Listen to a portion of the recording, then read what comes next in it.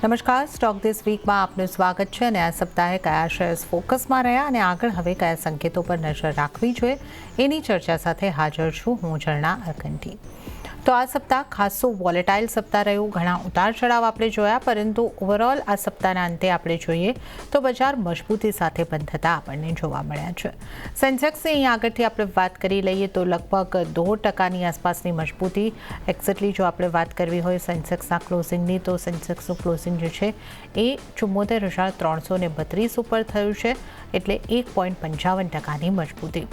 નિફ્ટીની વાત કરી લઈએ તો નિફ્ટીમાં 1.93%ની મજબૂતી આવી છે અને 22,500ના જે મહત્વના લેવલ હતા એની ઉપર 22,552 ઉપર આપણે નિફ્ટીનું ક્લોઝિંગ થતાં જોઈ શકીએ છીએ. નિફ્ટી બેંકની જો વાત કરીએ તો અહીંયા આગળ પ્રમાણમાં ઓછી મજબૂતી રહી, પણ ચોક્કસપણે સાપ્તાહિક ધોરણે 0.32%ની મજબૂતી સાથે બેંક નિફ્ટીનું ક્લોઝિંગ પણ આપણે થતાં જોઈ શકીએ છીએ.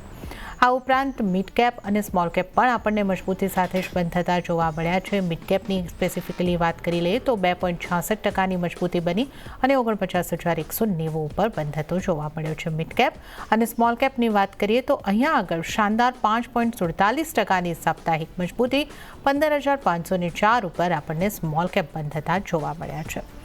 સેક્ટર્સની જો વાત કરી લઈએ તો મોટાભાગના સેક્ટર્સ આપણને લીલા નિશાનમાં સાપ્તાહિક ધોરણે બંધ થતા જોવા મળ્યા છે, પણ ખાસ જે ઉછાળો અહીં આગળથી દેખાયો છે સેક્ટર્સની જો આપણે વાત કરી લઈએ ગેઇનિંગમાં, તો નિફ્ટી મેટલ ટોપ ગેઇનર સેક્ટર રહ્યું છે. 8.61%ની મજબૂતી અહીં આગળ સાપ્તાહિક ધોરણે બની છે.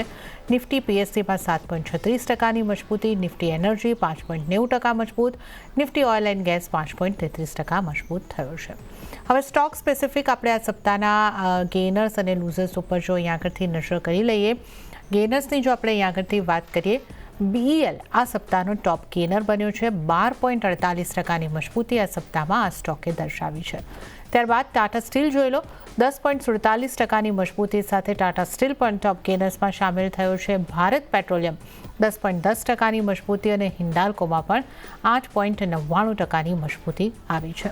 ત્યાર ઉપરાંત Adani enterprise, Adani ports, Eicher motors અને એસબીઆઈ આ પણ આપણે જોવા જઈએ તો 6.25%થી લઈને 7% સુધીની મજબૂતી દર્શાવતા કાઉન્ટર રહ્યા. અને હવે જો આપણે ઘટાડા તરફના કાઉન્ટર કયા રહ્યા છે એના ઉપર નજર કરી લઈએ તો ઇન્ડસઇન્ડ બેંક આ સપ્તાહનું ટોપ લૂઝર કાઉન્ટર બન્યું છે 5.39%ના દબાણ સાથે. બજાજ ઓટો 4.15%નું દબાણ. એચડીએફસી બેંકમાં પણ 2.49%નું દબાણ બન્યું અને મારુતિ સુઝુકીમાં 2.36%નું દબાણ બનતું આપણે જોઈ શકીએ છીએ. તો આ સપ્તાહના ટોપ ગેઇનર્સ અને લૂઝર્સ કાઉન્ટર્સ ઉપર આપણે અહીં આગળથી નજર કરી. અને હવે આપણી સાથે ચર્ચામાં બોનાન્સા પોર્ટફોલિયોના વિરાટ જગડ જોડાઈ રહ્યા છે. વિરાટજી, સ્વાગત છે આપનું સીએનબીસી બજાર પર. અને ખાસ કરીને આ સપ્તાહનું જે ક્લોઝિંગ છે એની આપણે અહીં આગળથી વાત કરી લઈએ તો જે આપણે 22,500ના મહત્વના લેવલ કહી રહ્યા હતા, ચર્ચા કરી રહ્યા, એની ઉપરનું ક્લોઝિંગ આવ્યું છે અને સાપ્તાહિક ધોરણે આ પોઝિટિવ આપણે આ સપ્તાહનો કારોબાર રહેતા જોઈ રહ્યા છે. તો કઈ રીતે તમે આ ક્લોઝિંગને જોઈ રહ્યા છો અને આવતા સપ્તાહ માટે આપ કઈ રીતની રણનીતિ અપનાવવાની સલાહ આપશો? સો વેરી ગુડ ઇવનિંગ ઝરણાજી. જે રીતના આપણે અત્યારે જોઈ શકીએ છીએ એક સારી મોમેન્ટમ આપણને છેલ્લા 2-3 દિવસમાં ઇન્ડેક્સમાં આવતા જોવા મળી છે, જ્યાં આપણે નિયરલી 22,000ના લો પણ બનતા જોવા મળ્યા અને ત્યાંથી જ આપણને એક સારો એવો પુશ 22,500 સુધીના લેવલ્સ માટે બનતો જોવા મળી રહ્યો હતો. તો અત્યારના પણ ક્યાંક ને ક્યાંક 22,500ની ઉપર આપણા ક્લોઝિંગ આવતું જોવા મળ્યું છે, જે બહુ પોઝિટિવિટી ઇન્ડિકેટ કરી રહ્યું છે. ક્યાંક ને ક્યાંક જે લાસ્ટ વીકમાં આપણે ગેપડાઉન સાથે ઓપન થતું જોવા મળ્યું હતું અને એક ફોલ આપણે ઓબ્ઝર્વ કર્યો હતો, એ ક્યાંક ને ક્યાંક ગેપ ફીલ થયો છે. તો અહીંયાથી એવું કન્સિડર કરી શકાય કે આપણને સારી એવી મોમેન્ટમ કન્ટિન્યુ થતી જોવા મળી શકે છે ઉપરની સાઈડ પર, જ્યાં 22,800 સુધીના લેવલ આપણને ઇન્ડેક્સમાં બંધા જોવા મળી શકે. અને નીચેની સાઈડ પર જો વાત કરીએ તો 22,350 પાસેના લેવલ છે, જ્યાં આપણને સારો એવો સપોર્ટ બનતો જોવા મળી શકે છે. તો નિફ્ટી માટે ઓવરઓલ એક પોઝિટિવ આઉટલુક આપણે રાખી શકીએ છીએ. ઓકે, તો નિફ્ટી માટે અહીં આગળથી એક પોઝિટિવ આઉટલુક રાખવાની સલાહ અહીં આગળથી આપણને બનતી દેખાઈ રહી છે અને 22,800 સુધીના ટાર્ગેટ બનતા દેખાઈ શકે છે. સપોર્ટ લેવલ જે વિરાટજી અહીં આગળથી જણાવ્યું છે 22,350નો. તો આવતા સપ્તાહમાં આ પોઝિટિવિટી વિરાટજીના મતે આપણને કન્ટિન્યુ થતી લાગી રહી છે.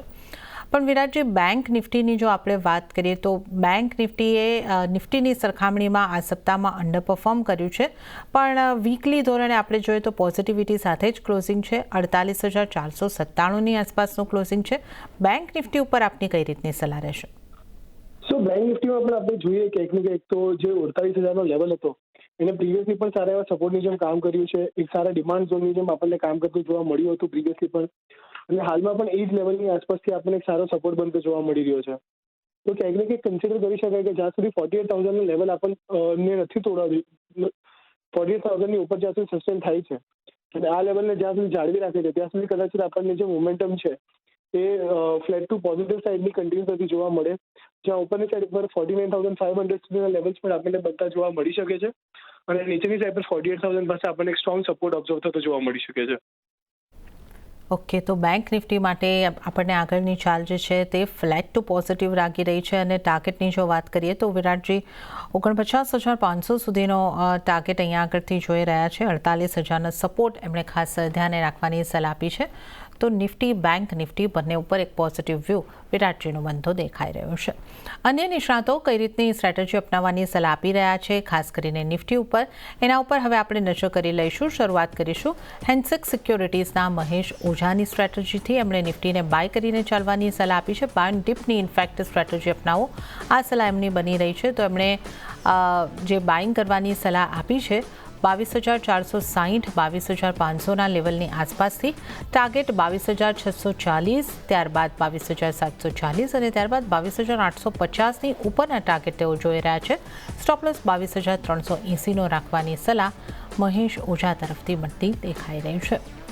હવે નજર કરીશું બુલવેવ રિસર્ચ ફર્મના અમિત પસ્તાકિયાની સ્ટ્રેટેજી પર. એમણે નિફ્ટીને સેલ કરીને ચાલવાની સલાહ આપી છે.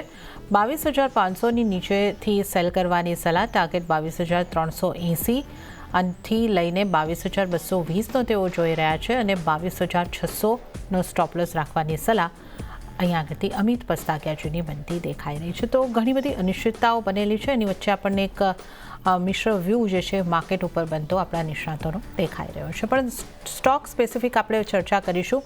વિરાટજી આપણી સાથે જોડાયેલા છે. વિરાટજી, સરકારી કંપનીઓમાં ખાસો દમ આપણને જોવા મળ્યો અને BELનું કાઉન્ટર ટોપ ગેનર નિફ્ટી 50નું, અને એ પણ 12.48%ની શાનદાર મજબૂતી સાથે આપણને જોવા મળ્યું છે. BEL પર આપનો વ્યૂ અને સરકારી કંપનીઓમાંથી આપની અન્ય કોઈ કંપનીઓ ઉપર પણ એક વ્યૂ બનતો હોય તો એ પણ અમને જણાવશો. તો BEL અગર આપણે જોવા જઈએ તો સારા એવા લેવલ્સથી આપણને એક બાઉન્સ આવતું જોવા મળ્યું હતું. નીચેની સાઈડ પર 240ની આસપાસના જે લેવલ્સ હતા એને પ્રીવિયસલી પણ એક સારા સપોર્ટની જેમ કામ કરતું જોવા મળ્યું હતું. એક ઇમ્પોર્ટન્ટ સેન્ટિમેન્ટલ બેઝ પર પણ કન્સિડર કરી શકાય એવો લેવલ છે. ત્યાંથી જ આપણને એક સારું બાઉન્સ બનતું જોવા મળ્યું અને અત્યારના હાલમાં એક હાયર લેવલ પર આપણને સસ્ટેન થતો જોવા મળી રહ્યો છે, જ્યાં એની શોર્ટ ટર્મ અને લોંગ ટર્મ બંનેમાં જ મૂવિંગ એવરેજના ઉપર અત્યારના કારોબાર કરી રહ્યો છે. તો કંઈક ને કંઈક એક પોઝિટિવિટી અત્યારે એમાં બનેલી છે અને ચાન્સીસ છે કે આપણને આવતા દિવસોમાં પણ જે આ પોઝિટિવિટી છે કન્ટિન્યુ થતી જોવા મળી શકે. નીચેની સાઈડ પર તમે એક્સપેક્ટ કરી શકો કે 270ની આસપાસના જે લેવલ છે એ સ્ટ્રોંગ સપોર્ટની જેમ કામ કરતા જોવા મળે અને ઉપરની સાઈડ પર આપણે વાત કરીએ તો 300 સુધીના લેવલ્સ આપણને નિયર ફ્યુચરમાં બનતા જોવા મળી શકે છે. તો હવે તમે ટ્રેડિંગ પર્સપેક્ટિવથી જો કે શોર્ટ ટર્મ મોમેન્ટમ માટે તો BEL ઘણો અટ્રેક્ટિવ કાઉન્ટર છે આપણને અહીંયાથી જોવા મળી રહ્યો છે. સેકન્ડલી તમે જે રીતે કહ્યું કે આપણે PSU કંપનીઝમાંથી કઈ કંપની જે સારી હોય તો REC લિમિટેડ મને ઘણી અટ્રેક્ટિવ લાગી રહી છે. છેલ્લા ઘણા સમયથી આપણે એક ડાઉનવર્ડ મૂવિંગ ચેનલની અંદર એને કારોબાર થતો જોવા મળ્યો હતો. ત્યાંથી આપણને યસ્ટરડેના સેશનમાં સારું ગેપ અપ થયું ઉપર અને ત્યાંથી આપણને સસ્ટેન થતો જોવા મળ્યો હાયર લેવલ પર. આજના દિવસમાં ક્યાંક ને ક્યાંક હલકું પ્રોફિટ બુકિંગ બનતું જોવા મળ્યું છે, પરંતુ ત્યાં પણ ક્યાંક ને ક્યાંક 400 રૂપિયાની આસપાસનો જે લેવલ છે એક સારા સપોર્ટની જેમ કામ કરતો જોવા મળી શકે છે. અગર જો 400 નહીં પણ તો નીચેમાં 390ની આસપાસનો આપણે સ્ટોપ લોસને મેન્ટેન કરીને ચાલી શકીએ છીએ. ઉપરમાં 435 જ્યાં 50 દિવસ એક્સપોઝર મૂવિંગ એવરેજ છે ત્યાં સુધીના લેવલ્સ માટે તો તમે અહીંયાથી 435નો ટાર્ગેટ રાખીને ચાલી શકો છો, નીચેમાં 390ના સ્ટોપ લોસ સાથે. ઓકે, તો અહીંયા આગળથી આપણે BELની વાત કરીએ. BELમાં ખરીદારી કરવાની સલાહ બની રહી છે. 300 સુધીના ટાર્ગેટ માટે તમે ખરીદારી કરો અને RECની પણ એક અહીંયા આગળથી આપણે ચર્ચા કરી. RECમાં 435ના ટાર્ગેટ માટે ખરીદારી કરીને ચાલી શકો છો. 390નો સ્ટોપ લોસ રાખવાની સલાહ અહીંયા આગળથી બનતી REC માટે દેખાઈ રહી છે. ચર્ચામાં આગળ વધીએ અને આ સપ્તાહમાં જે ટોપ ગેનિંગ સેક્ટર રહ્યું છે એ મેટલનું રહ્યું છે અને મેટલના કાઉન્ટર્સ ઉપર જો આપણે નજર કરીએ, ટાટા સ્ટીલ 10.47% જેટલું મજબૂત, હિન્દાલ્કોમાં પણ 8.99%, એટલે લગભગ 9%ની સાપ્તાહિક મજબૂતી આપણે અહીંયા આગળથી જોઈ શકીએ છીએ. JSW સ્ટીલ, સેલ, આ બધા કાઉન્ટરમાં પણ આપણને મજબૂતી આવતી જ દેખાય છે. વિરાટજી, મેટલ સેક્ટરમાંથી આપની કઈ રીતની સલાહ રહેશે? મેટલ સેક્ટરમાંથી પણ અત્યારના જે રીતે આપણે મોમેન્ટમ ઓબ્ઝર્વ કરી છે છેલ્લા થોડા દિવસોમાં, એમાં આપણને સૌથી સારું કાઉન્ટર અગર આપણે જોવા જઈએ તો હિન્દાલ્કોનું કાઉન્ટર રહ્યું છે અને સેકન્ડ જે છે ટાટા સ્ટીલનું કાઉન્ટર. ટાટા સ્ટીલે રિસેન્ટલી એક રાઉન્ડિંગ બોટમનું બ્રેકઆઉટ આપણને લીધું કન્ફર્મ થતું જોવા મળ્યું છે, જ્યાં અત્યારના એ 150 ની ઉપર સસ્ટેન કરતો જોવા મળી રહ્યો છે. તો ક્યાંક ને ક્યાંક અહીંયા તમે એક્સપેક્ટ કરી શકો કે ઉપરની સાઈડ પર આપણને 170 સુધીના લેવલ્સ બનતા જોવા મળે, જ્યાં નીચેની સાઈડ પર 140 પાસે એક સ્ટ્રોંગ સપોર્ટ આપણને ઓબ્ઝર્વ થતો જોવા મળી શકે છે ટાટા સ્ટીલમાં. વાત કરીએ હિન્દાલ્કો પર, તો હિન્દાલ્કોમાં પણ આપણને સારી એવી મોમેન્ટમ બનતી જોવા મળી છે, જ્યાં આપણે અહીંયા પણ અગર આપણે જોવા જઈએ તો એક રાઉન્ડિંગ બોટમનું બ્રેકઆઉટ અહીંયા પણ આપણને કન્ફર્મ થતું જોવા મળ્યું છે. અને સેમ વે 675 ની આસપાસના જે લેવલ્સ છે એ સ્ટ્રોંગ સપોર્ટની જેમ કામ કરતા જોવા મળી શકે છે આવતા દિવસોમાં, જેને પ્રીવિયસલી એક હર્ડલની જેમ કામ કર્યું હતું. તો સેન્ટિમેન્ટલી 675 નો લેવલ ઘણો ઇમ્પોર્ટન્ટ લાગી રહ્યો છે.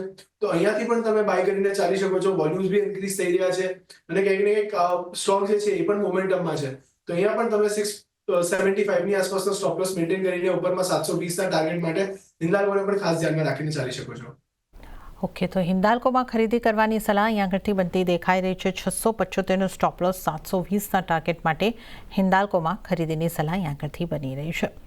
ચર્ચાની અંદર આગળ વધીએ અને વિરાટજી, બેંકની વાત કરી લઈએ.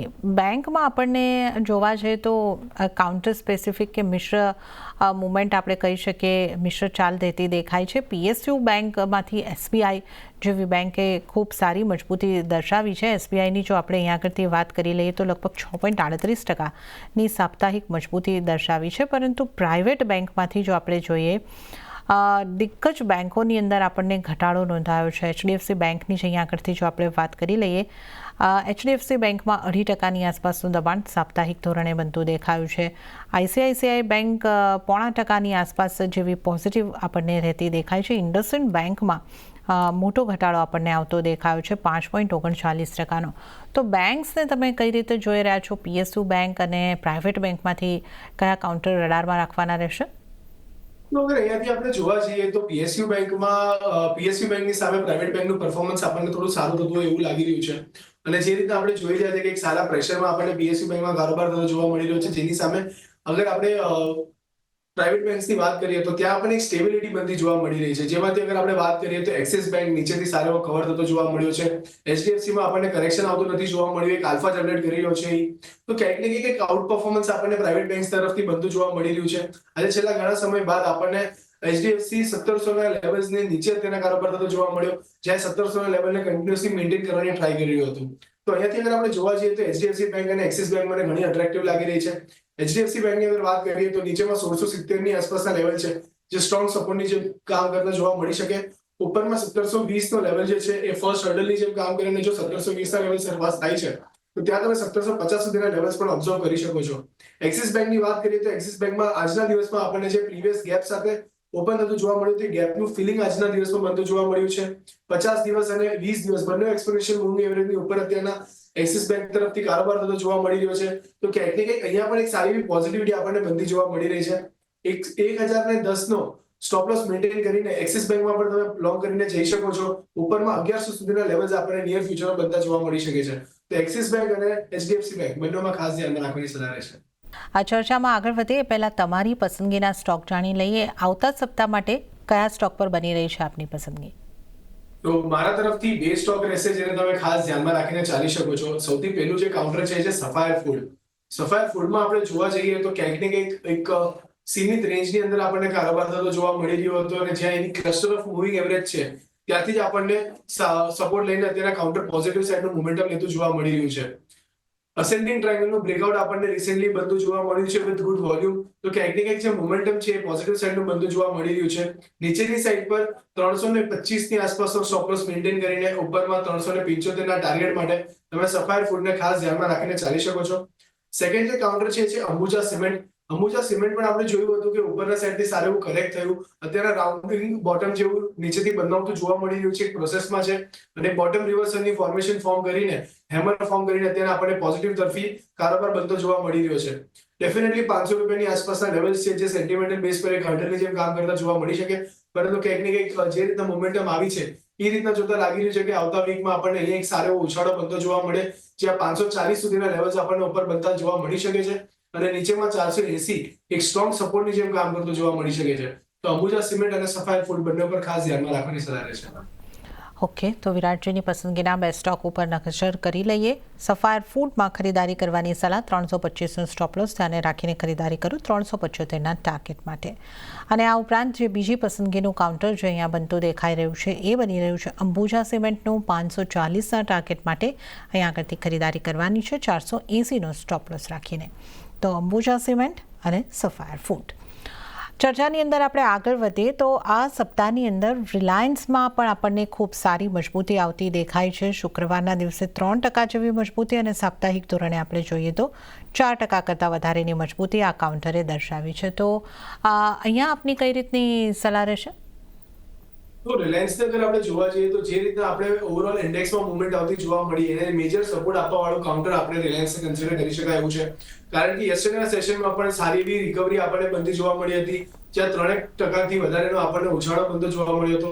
આજના દિવસમાં પણ 3% વધારેનો ઉછાળો આપણને બનતો જોવા મળ્યો છે અને ફાઇનલી આ સ્ટોક એની 50 દિવસની એક્સપોનેન્શિયલ મૂવિંગ એવરેજને ક્રોસ કરીને એની ઉપર આપણને ક્લોઝ આપતું જોવા મળ્યું છે.